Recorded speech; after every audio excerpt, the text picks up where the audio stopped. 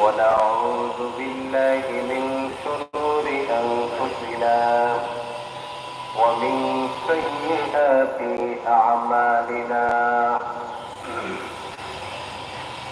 من يهده الله فلا مضل له ومن يضلله فلا هادي له ونشهد أن لا إله إلا الله وحده لا شريك له ونشهد أن سيدنا وسندنا وحبيبنا ومولانا محمدا عبده ورسوله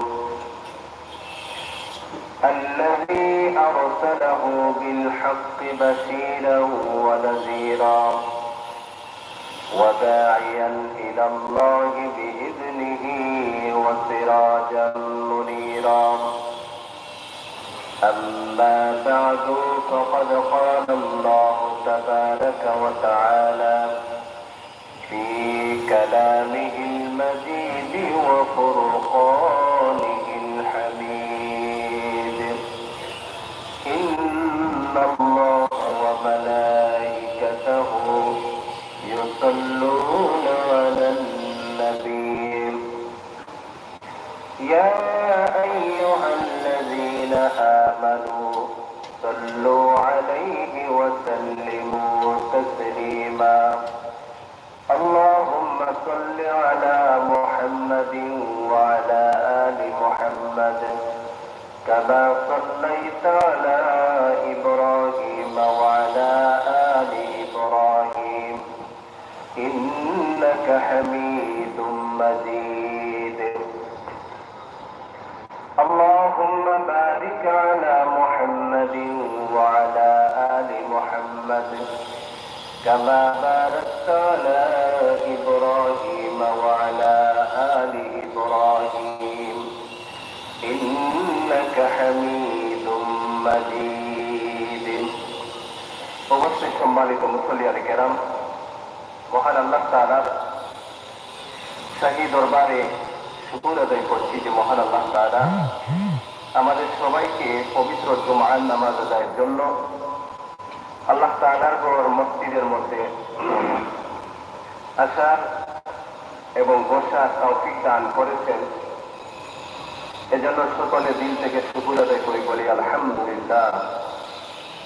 আল্লাহ তাআলা বলেন, فكيف إذا جئنا من كل أمة بشهيد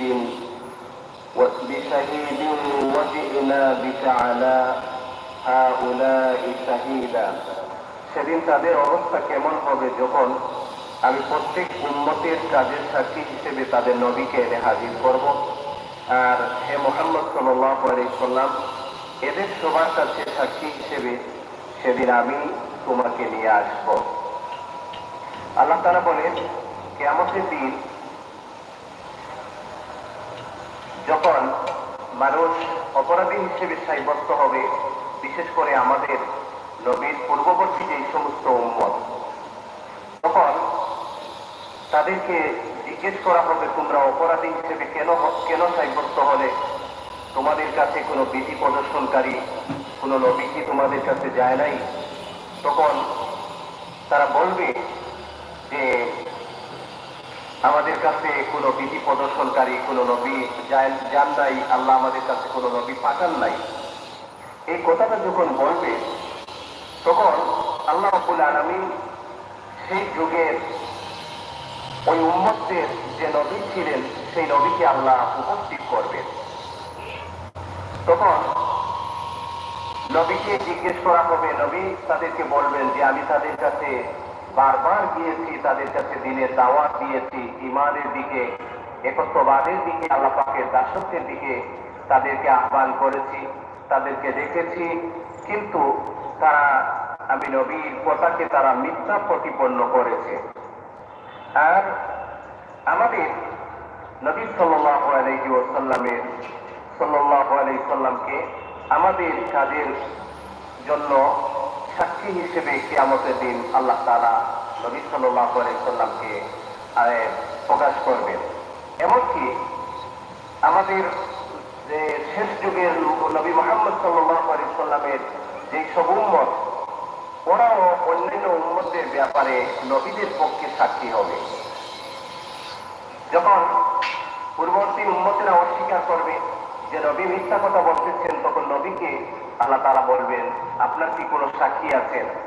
তখন তিনি বলবেন, হ্যাঁ আছেন, আখিরি জমানার নবীর উম্মতেরা হচ্ছেন আমার সাক্ষী। তখন আখিরি জমানার নবীর সাল্লাল্লাহু আলাইহি সাল্লামের উম্মতকে সেই নবীর পক্ষে সাক্ষী হিসেবে প্রকাশ করা হবে।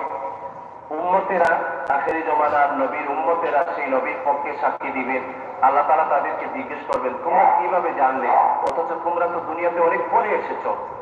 তখন এই নবীর উম্মতেরা, অর্থাৎ নবী মুহাম্মদ সাল্লাল্লাহু আলাইহি সাল্লামের উম্মতেরা বলবে, আমরা কুরআনে পড়েছি, হাদিসে পড়েছি, আমরা সেগুলো জেনেছি, আমাদের নবী আমাদেরকে বলেছেন। তখন এই উম্মতের এই কথাকে আবার সত্যায়িত করবেন নবী মুহাম্মদুর রাসূলুল্লাহ সাল্লাল্লাহু আলাইহি সাল্লাম, যে হ্যাঁ আমি আমার উম্মতদেরকে বলেছি আর আমার থেকেই তারা জেনেছেন। সেই কথাটাই আল্লাহ তাআলা বলতেছেন, فكيف إذا جئنا من كل أمة بشهيد وجئنا بك على هؤلاء شهيدا। সেদিন তাদের অবস্থাটা কেমন হবে, যখন আমি প্রত্যেক উম্মতের কাজের সাক্ষী হিসেবে তাদের নবীকে হাজির করব, এবং হে মুহাম্মদ সাল্লাল্লাহু আলাইহি সাল্লাম, এদের সবার কাছে সাক্ষী হিসেবে সেদিন আমি তোমাকে নিয়ে আসব। তারপর আল্লাহ রাব্বুল আলামিন বলেন, ইয়াউমা ইযিন ইয়াওয়াদ্দুল্লাযীনা কাফারু ওয়া আসাউ রাসূলা লাউ তুসাওয়া বিহিমুল আরদু ওয়া লা ইয়াকতুমুনা আল্লাহা হাদিসা। অপরদিকে যারা কুফরি করেছে এবং নবী রাসূলদের বিরুদ্ধাচরণ করেছে, তারা সেদিন কামনা করবে, তুমি যদি ভূমি ধ্বংস হয়ে যেত, ধসে যেত, এবং মাটি যদি তাদের উপর এসে গ্রাস করত, এবং তারা যদি মাটির নিচে চলে যেত, সেদিন মানুষের সব কথাই আল্লাহ তাআলা জানবেন, এবং মানুষের কোনো কথাই সেদিন গোপন থাকবে না। অর্থাৎ কিয়ামতের দিন যারা কুফরি করেছে দুনিয়ার জীবনে, এবং নবী রাসূলদের কথা শুনে নাই, মানে নাই, নবী রাসূলদের বিরুদ্ধাচরণ করেছে, তারা সেদিন কামনা করবে, আহারে যদি আমরা এই অবস্থায় উপস্থিত না হতাম, যদি জমিটা ফেটে যেত আর সেই জমির নিচে যদি আমরা চলে যেতাম, তাহলে তো আমরা এই অবস্থার সম্মুখীন হতাম না। তারা এটা কামনা করবে, আহারে যদি আমরা এই অবস্থার সম্মুখীন হতাম না। কাফিরেরা অন্য জায়গায় এসেছে আফসোস করে বলবে, ওয়ায়াকুলুল কাফিরু ইয়া লাইতানি কুনতু তুরাবা, হ্যাঁ যদি আমরা মাটি হয়ে যেতাম। তারপর মুসলমানেরা, যারা ঈমানদার, ওরা যখন জান্নাতে যাবে, আল্লাহ তাআলা তাদেরকে বিচারের সম্মুখীন করে, বিচারের কাঠগড়ায় দাঁড়িয়ে মুমিন মুসলমান যারা, ওরা যখন জয় লাভ করবে, তাদের আমলের পাল্লা ভারী হবে, আর তারা যখন তাদের ব্যাপারে যখন জান্নাতের ফয়সালা হয়ে যাবে, এই অবস্থা থেকে কাফিররা বলবে, আহারে যদি আমরা মুসলমান হয়ে যেতাম, যদি আমরা মুসলমান হয়ে যেতাম। এখানে সেই কাফিরদের আরো একটা আফসোসের কথা আল্লাহ বলতেছেন, ওরা সেদিন কামনা করবে, আমরা যদি আমাদের গ্রাস করে ফেলত, আমরা যদি মাটির নিচে চলে যেতাম, তাহলে এই অবস্থার সম্মুখীন আমরা হতাম না। এজন্য দুনিয়াতে এখনো আমাদের জন্য সময় আছে আল্লাহ পাকের দিকে ফিরে আসার জন্য, আল্লাহ পাকের বিধানকে মেনে অনুসরণ করে সঠিকভাবে জীবনযাপন করে দুনিয়াতে শান্তি অর্জন এবং পরকাল জীবনে জাহান্নাম থেকে মুক্তির জন্য এখনো আমাদের কাছে সময় আছে। কিন্তু এমন একটা সময় আসবে যখন আফসোস করে কোনো কাজ হবে না। আর সেদিন আল্লাহ তাআলা বলেন, ওয়ালা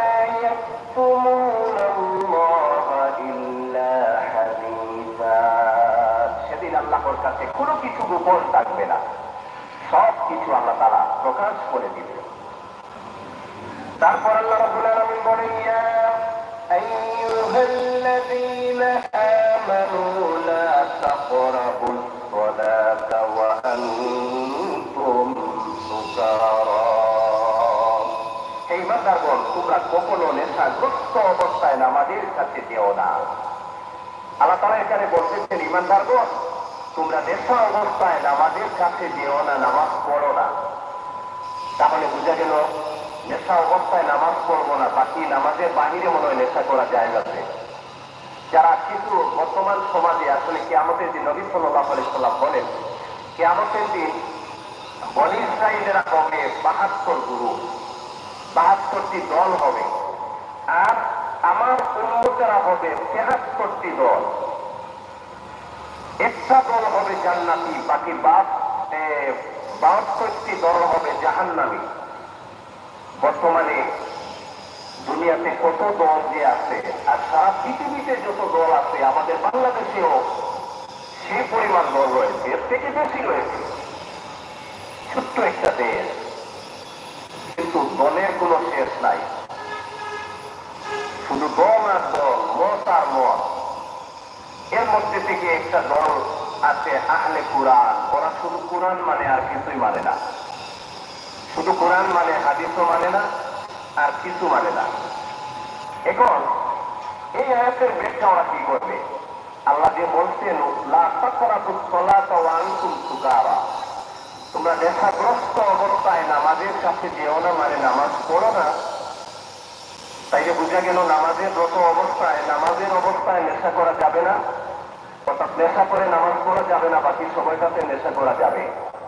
যদি আপনি কোরআন, ওরা হাদিস হচ্ছে কোরআনের ব্যাখ্যা, হাদিস হচ্ছে কোরআনের ব্যাখ্যা। ওরা যেহেতু হাদিস মানে না, তাইলে তো এটার বিশ্লেষণ এইভাবেই করতে হবে। কারণ কোরআনুল কারীমের মধ্যে কিছু আয়াতের হুকুম রহিত হয়ে গেছে, এটাকে বলে নাস মনসুখ। মানে ওই আয়াতের হুকুম, আয়াতটা বহাল তবিয়তে আছে, কিন্তু তার হুকুমটা রহিত হয়ে গেছে। আল্লাহ তাআলা মদের ব্যাপারে 4টি আয়াত নাযিল করেছেন। প্রথম আয়াতে আল্লাহ তাআলা বলেন যে তোমাদের জন্য এই আরবরা আঙ্গুর এবং খেজুর দিয়ে মদ তৈরি করত। প্রথম আয়াতে আল্লাহ তাআলা বলেন, তোমরা শুধু মদ তৈরি করতেছ আঙ্গুর এবং খেজুর দিয়ে, এই আঙ্গুর এবং খেজুর দিয়ে আরো উন্নত মানের হালাল খাবারও তৈরি করা যায়। মানে এই আয়াতের দ্বারা তাদেরকে উৎসাহিত করা হয়েছে, আঙ্গুর এবং খেজুর দিয়ে শুধু মদ তৈরি করো না, আরো যে সমস্ত হালাল খাবার তৈরি করা যায় সেগুলো তোমরা তৈরি করো। এটা হচ্ছে প্রথম। দ্বিতীয় নম্বর আয়াত হচ্ছে মদের ব্যাপারে নবী আলাইহিস সালাম, এই আয়াত নাযিল হওয়ার পর কিছু সাহাবী নবী আলাইহিস সালামকে প্রশ্ন করলেন মদের ব্যাপারে। তখন আল্লাহ পাক দ্বিতীয় পর্যায়ে এসে আয়াত নাযিল করলেন যে মদের মধ্যে কিছু উপকার রয়েছে, তবে ক্ষতিও রয়েছে, উপকার হচ্ছে ক্ষতির পরিমাণটা বেশি।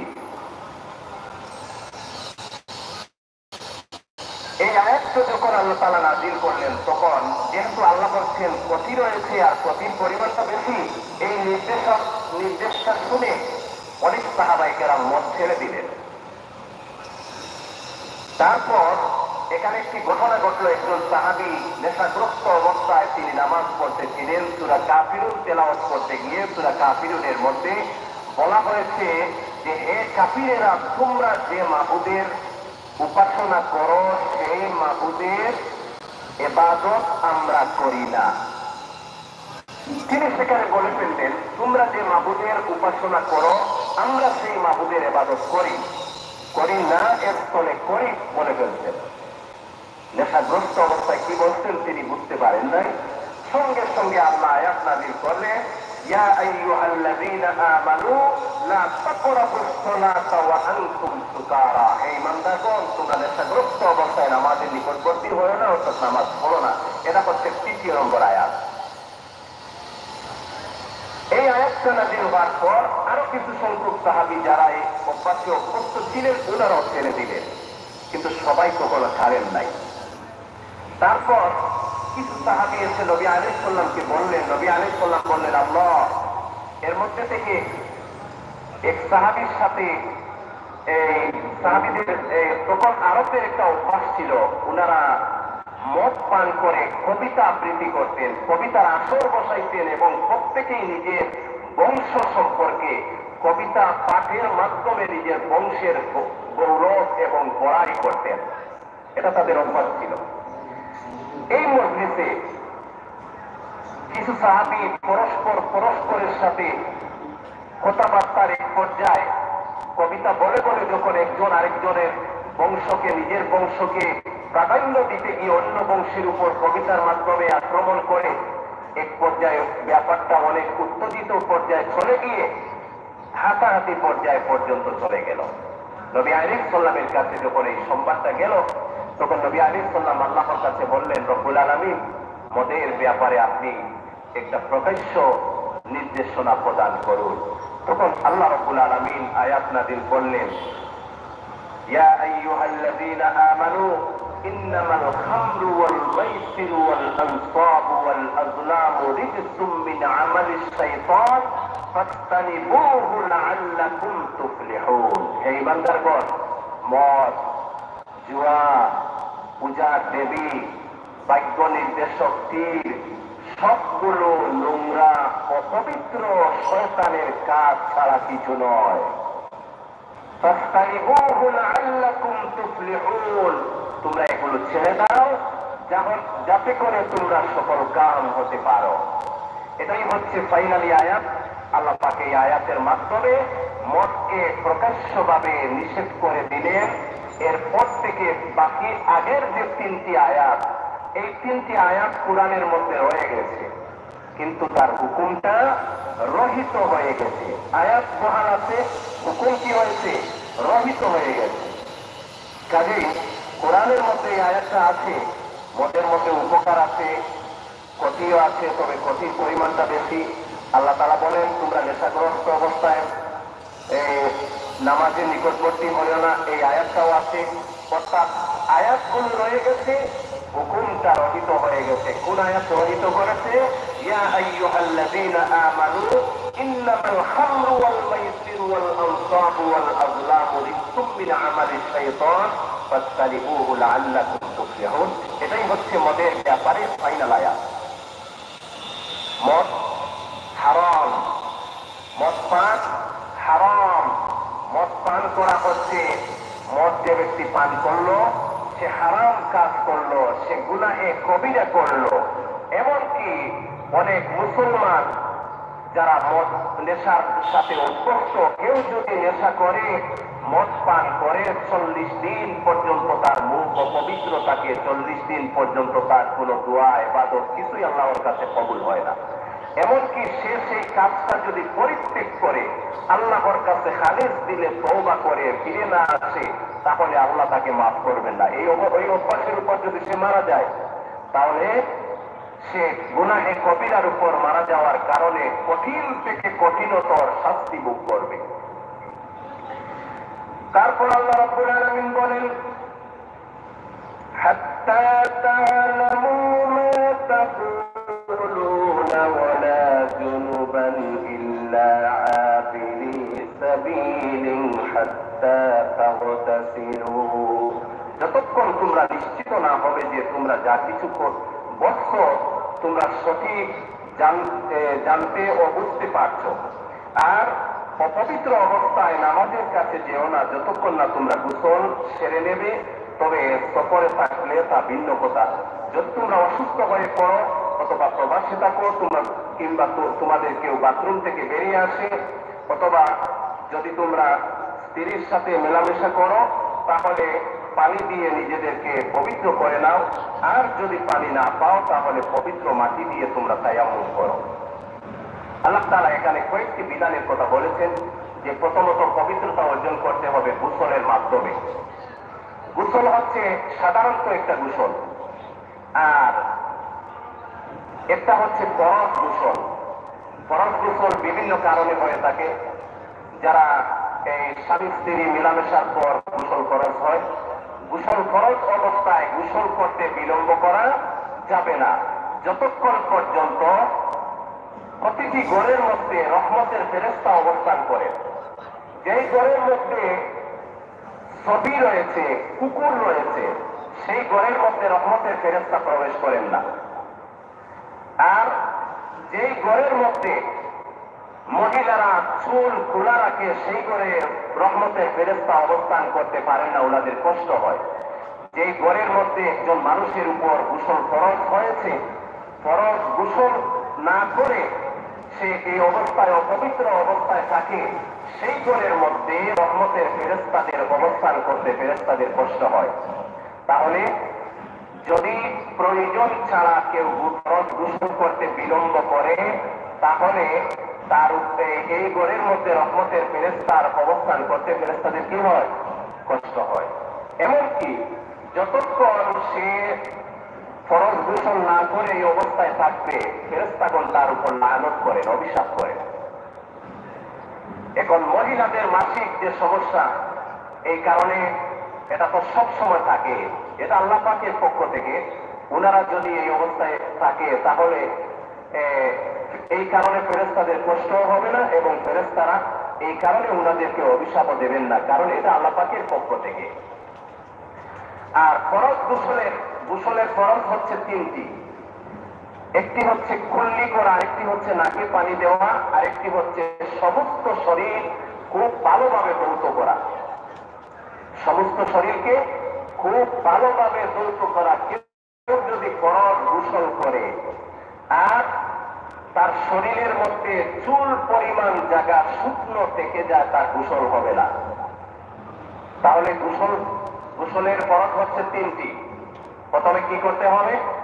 কুল্লি করতে হবে, 3 বার কুল্লি করতে হবে, অজুতে যেভাবে কুল্লি করা হয়। নাকের নরম জায়গা পর্যন্ত পানি পৌঁছাতে হবে। মেলুকের নাকের ফুল, কানের দুল ইত্যাদি ছিদ্রের মধ্যে ভালোভাবে পানি পৌঁছাতে হবে। হাতের মধ্যে আংটি থাকলে সেটাকে নেড়ে ছেড়ে পানি পৌঁছাতে হবে। আর সমস্ত শরীর খুব ভালোভাবে ধৌত করতে হবে, যাতে করে একটা চুল পড়ার জায়গাও শুকনো না থাকে। যদি থেকে যায় তাহলে ফরজ গোসল আদায় হবে না। এখন এখানে একটা প্রশ্ন, কেউ যদি ভালোভাবে গোসল করে তাহলে গোসলের পর কি আর পুনরায় অজু করতে হবে? এর জবাব হচ্ছে না। কেউ যদি ভালোভাবে গোসল করে তাহলে গোসলের পর তার আর অজু করা লাগবে না। এখন এখানে আরেকটি প্রশ্ন আসে, বাথরুমের মধ্যে কেউ যদি উলঙ্গ হয়ে গোসল করে, এটা জায়েজ হবে কিনা? এখন গোসলের জন্য আপনার পর্দা রক্ষা করতে হবে। পুরুষদের পর্দা হচ্ছে নাভি থেকে নিয়ে হাঁটুর নিচ পর্যন্ত 24 ঘন্টা ঢেকে রাখা ফরজ। এখন কেউ যদি কোনো সময় সেটাকে খেয়ালত করে, অর্থাৎ সেটা ভঙ্গ করে, তাহলে সে ফরজ ভঙ্গ করার অপরাধী হিসেবে সাব্যস্ত হবে। কেউ কেউ বলেন বাথরুমের যে দেওয়াল, সেই দেওয়ালটাই পর্দা হিসেবে গণ্য হবে। তবে শুদ্ধ কথা, সহিহ কথা হচ্ছে বাথরুমের মধ্যেও উলঙ্গ অবস্থায় গোসল করা যাবে না, সেটা পর্দার খেলাফ হবে। সেখানে আর ফরজ ভঙ্গ করার কারণে সেটা গুনাহে কবিরার শামিল হবে। তারপর গোসলের পর যে ব্যাপারটা আসছে, আল্লাহ তাআলা বলেন, যদি তোমাদের কেউ এই অবস্থায় থাকে যে সে যদি পানি না পায় অথবা এমন অসুস্থ হয় যাতে করে তার পানি ব্যবহারের সমস্যা, এই ক্ষেত্রে তোমরা তায়াম্মুম করে তায়াম্মুমের দ্বারা পবিত্রতা অর্জন করো। তায়াম্মুমটা হচ্ছে যে তায়াম্মুম কিভাবে করতে হবে সেটা পরে বলছি। তায়াম্মুম কার জন্য করা জরুরি, কে করতে পারবে? তায়াম্মুম এমন ব্যক্তি করতে পারবে যে যার কাছে পানি নেই, এমনকি সে তথ্য নিয়ে জানতে পেরেছে যে সেই জায়গা, যে জায়গার মধ্যে অবস্থান করতেছে, এখান থেকে চতুর্দিকে 1 মাইল এর মধ্যে কোনো পানি নেই। এমন কোন জায়গায় আপনি গিয়েছেন, আপনি যেখানে অবস্থান করছেন আপনার লোকেশন থেকে তার আশপাশের চতুর্দিকে 1 মাইলের মধ্যে কোনো পানি নেই। এখন আপনার নামাজের সময় চলে যাবে, আপনি এখান থেকে যদি ফিরে আসতে চান তাহলে নামাজের সময় চলে যাবে, তখন আপনি কি করবেন? আপনি তায়াম্মুম করে নামাজ পড়তে পারবেন। অথবা আপনি এমন অসুস্থ, বিজ্ঞ ডাক্তার বলেছেন আপনি পানি ব্যবহার করতে পারবেন না, পানি যদি ব্যবহার করেন তাহলে আপনার অসুস্থতা বেড়ে যাবে, এই ক্ষেত্রে আপনি তায়াম্মুম করতে পারবেন। অথবা যেই সমস্ত নামাজের কাজা নেই, কোন কোন নামাজের কাজা নেই বলুন তো? 2 ঈদের নামাজ, জানাজার নামাজ, এটা যদি আপনি মিস করেন এটার কাজা আছে? কাজা নেই। এখন আপনি ঈদের নামাজ পড়তে আসছেন অথবা জানাজার নামাজ পড়তে গেছেন, দেখলেন আপনি যদি ওযু করেন তাহলে নামাজটা শেষ হয়ে যাবে, এই ক্ষেত্রে আপনি ওযু না করে তাড়াতাড়ি তায়াম্মুম করে আপনি নামাজে অংশগ্রহণ করতে পারবেন। যেমন আপনি আলিয়া মাদ্রাসা মাঠে গেছেন একটা জানাজার নামাজে, মাঠের আশপাশ বিল্ডিং আছে, আবাসিক এলাকা আছে, আবাসিক হোটেল আছে, পানি আছে, কিন্তু এটা 1 মাইলের মধ্যে, কিন্তু এই সমস্ত জায়গায় আপনাকে কেউ পানি দেবে না। আবাসিক এলাকা, আপনাকে অপরিচিত কাউকে ওরা এন্ট্রি হতে দেবে না, আপনি পানি পাবেন না। ওযু করতে হলে আপনি দরগায় আসতে হবে, এখানে ওযুর ব্যবস্থা আছে। এখন যদি আপনি জানাজার নামাজ পড়ার জন্য দরগাতে আসেন, আবার ওযু করে জানাজার নামাজ গিয়ে পাবেন না। এই ক্ষেত্রে আপনি তাড়াতাড়ি তায়াম্মুম করে জানাজায় অংশগ্রহণ করতে পারবেন। অথবা ঈদের নামাজে আসবেন, ঈদের নামাজ এসে দেখলেন আপনি যদি ওযু করেন তাহলে নামাজটা শেষ হয়ে যাবে, এই ক্ষেত্রে আপনি তাড়াতাড়ি তায়াম্মুম করে নামাজে অংশগ্রহণ করতে পারবেন। এখন আসুন, এটা তো গেল যখন আপনি পানি পাবেন না। আংশিক, আমরা অনেক সময় আংশিক ভাবে অসুস্থ হই। যেমন কেউ চোখের অপারেশন করেছে, ডাক্তার বলছে আপনি চোখে পানি লাগাতে পারবেন না। এখন অজুতে মুখ দৌত করতে হয়, মুখ দৌত করতে হলে চোখ অবশ্যই দৌত করতে হয়, এই ক্ষেত্রে আপনি কি করবেন? এই ক্ষেত্রে মাসআলা হচ্ছে, আপনি বাকি অঙ্গসমূহে যেহেতু পানি ব্যবহার করতে পারবেন, আপনি কুল্লি করবেন, আপনি হাত দৌত করবেন, মাথা মাসে করবেন, পা দৌত করবেন, আর শুধুমাত্র চোখ ছাড়া বাকি যতটা জায়গায় পানি লাগানো সম্ভব আপনি পানি লাগাবেন, আর চোখটা আপনি ভিজা হাত দিয়ে একটু মুছে দিবেন, তাতেই আপনার ওযু হয়ে যাবে। আপনার পাতে মারাত্মক কোন অসুবিধা হয়েছে, ডাক্তার বলছে আপনি পায়ে পানি লাগাতে পারবেন না, বাকি অঙ্গতে আপনি পানি লাগাতে পারবেন, তখন আপনি বাকি মুখ দন, হাত দন, মাথা মাসে করেন, কিন্তু আপনার আক্রান্ত যে পা, সেই পাটা আপনি ভিজা হাত দিয়ে একটু মুছে দিবেন। পুরাটা মুছা দরকার নাই, একটু এইভাবে ভিজা হাতটা, আমার দিকে লক্ষ্য করুন, মনে করুন এই হাতটা আমার এখানে ইনজুরি, এখানে ডাক্তার বলছে এখানে পানি লাগাতে পারবো না, আমি যে ওযু করেছি ওযুতে যে আমার হাতটা ভিজা রয়েছে, এই ভিজা হাত দিয়ে সামান্য একটু উপরে হাতটা বুলালেই হয়ে যাবে। পুরোটা আবার ভালো করে যে মুছতে হবে তা নয়, একটু হাতটা বুলালে হয়ে যাবে। এইভাবে আপনার মুখে কোনো সমস্যা হয়েছে, ডাক্তার বলছে আপনি মুখে পানি দিতে পারবেন না, এই ক্ষেত্রে আপনি হাত দন, মুখের উপরি অংশ যতটুকু দেওয়া সম্ভব হয় দন, তাতেই আপনার ওযু হয়ে যাবে। এইভাবে এখন গেল আপনি তায়াম্মুম কি দিয়ে করবেন এবং কিভাবে করবেন।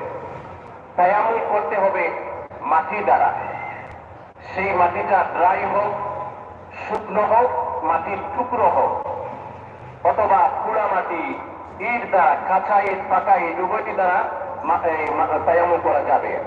পাথর দ্বারা তায়াম্মুম করা যাবে, চুনা মাটি দ্বারা, চুনা পাথর দ্বারা তায়াম্মুম করা যাবে। এমনকি মাটির যে সমস্ত এই তৈজসপত্র তৈরি হয় সেগুলো দিয়েও তায়াম্মুম করা যাবে।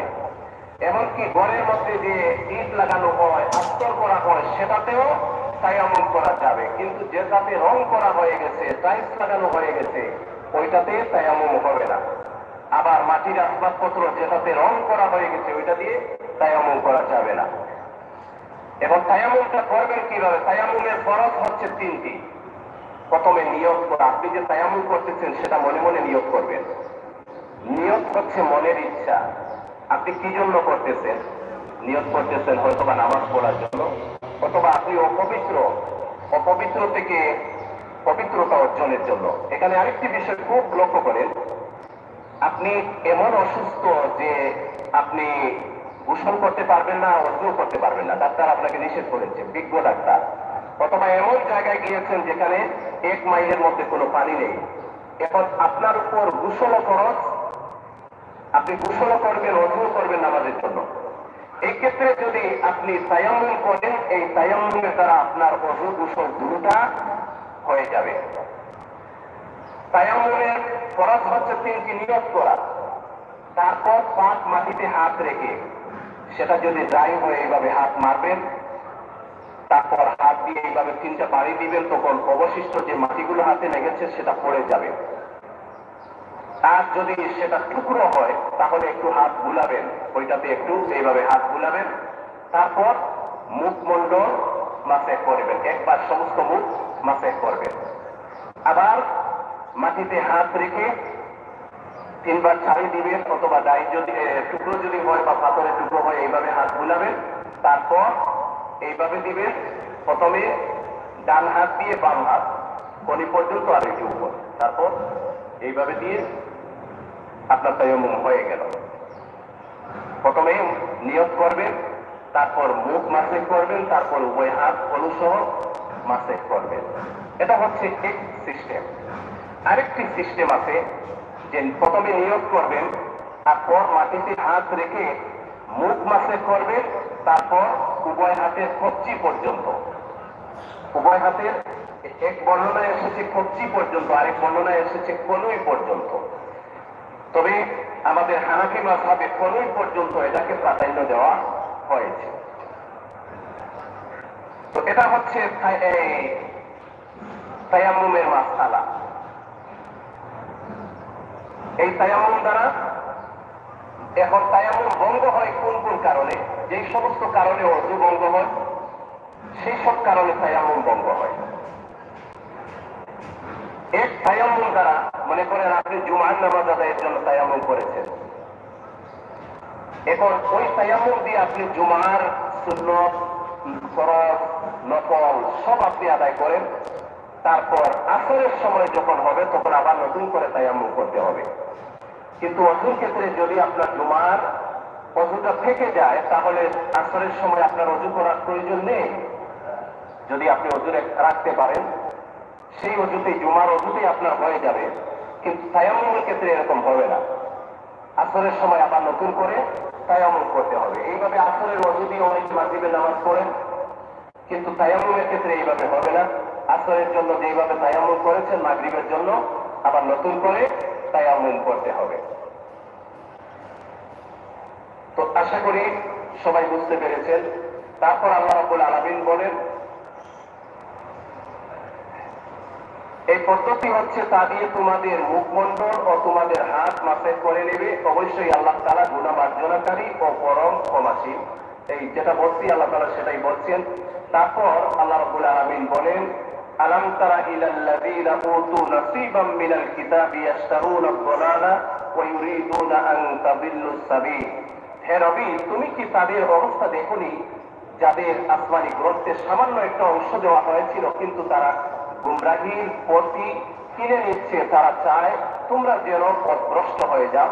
অর্থাৎ আল্লাহ তাআলা এখানে আহলে কিতাবদের কিছু সংখ্যক লোকদের বলেছেন, যাদেরকে আল্লাহ আসমানি কিতাব দিয়েছিলেন, আর ওরা সেই কিতাবটা, আসমানি কিতাবটা আল্লাহ তাআলার পক্ষ থেকে বিধান পাওয়ার পরও তারা গুমরাহ হয়ে গিয়েছিল, পথভ্রষ্ট হয়েছিল। আর তারা চায় যে মুসলমানরাও তাদের মতো গুমরাহ হয়ে যাক। তারা গুমরাহ হয়েছে আর ওরা চায় মুসলমানরাও গুমরাহ হোক।